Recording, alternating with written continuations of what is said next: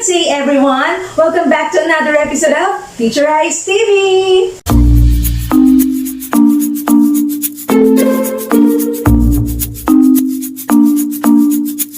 Do you know how to bake? Have you ever tried baking any particular baked product like maybe cookies or muffins or cupcakes? Then eventually after baking, you got disappointed because, hey, the product was a failure? Well, what could have been the reason for these failures? For today, we will discuss the factors that contribute to successful baking. Let's talk about the first one, use of quality and correct ingredients. What do I mean by this? That means using fresh or not stale or not expired ingredients in baking, like fresh eggs or fresh milk, unexpired flour, or any other ingredients. The question is why? Well, because if you are to use quality ingredients, you're able to achieve the right color and flavor and texture and volume of your product. I also want to add to this that branding also matters.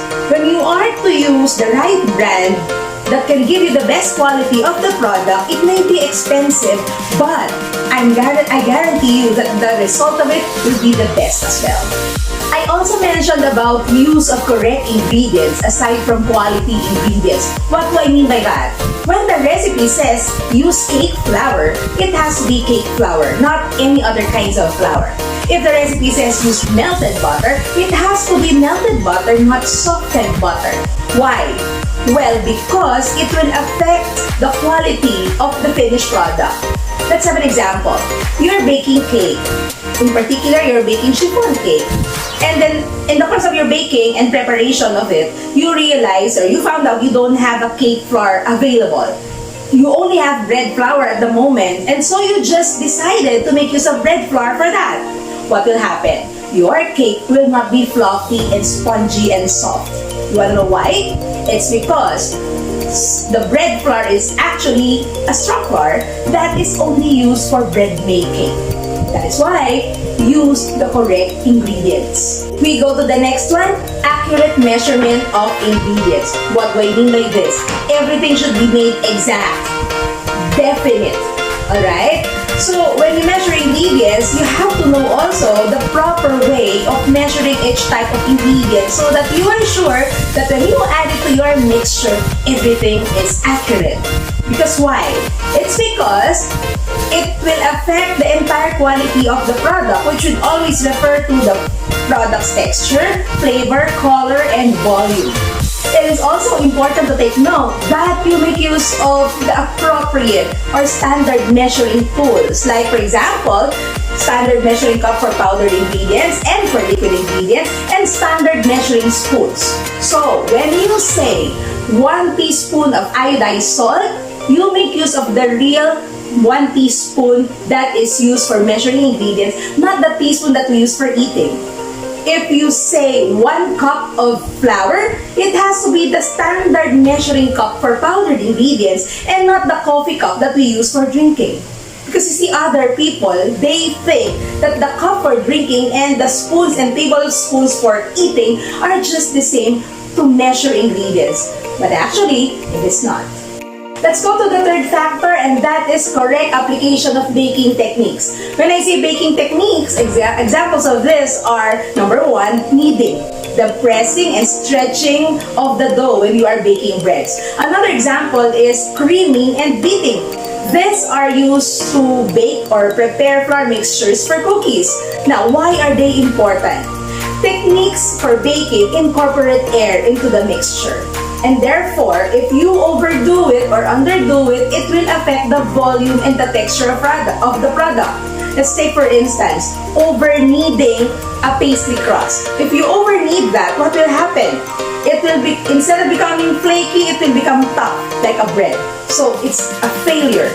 Or overbeating the mixture of flour or of cookies, it becomes flat afterwards, not bulky and round.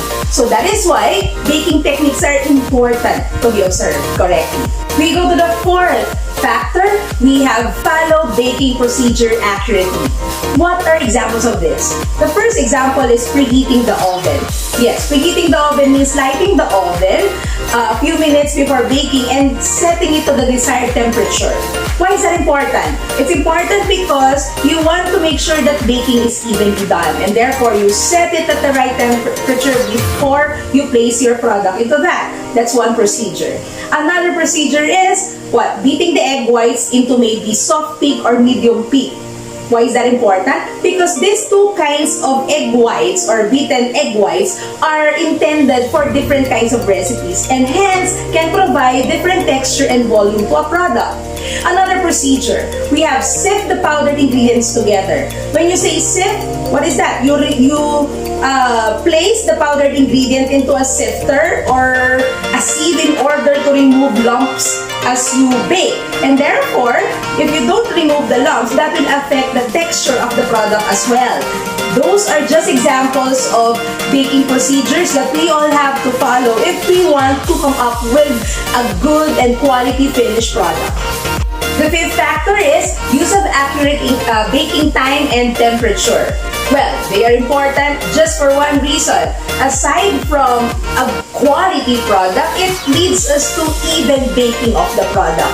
Hence, when the recipe says bake it for 20 minutes at 375 degrees Fahrenheit, you have to do so. So that at the end, you get to enjoy the final product. We're down to the second to the last factor, and this is number 6. What is this? Preheating the oven. Just like what I mentioned a while ago, one of the important procedures is preheating the oven. Setting the oven to the desired temperature before placing your product in it. Only reason for that, we want to prevent uneven baking of the product. That adds to a really good quality. And we go to the last, number 7. Use of appropriate baking pan, baking tools, and baking equipment. So for example, you're baking blueberry muffins.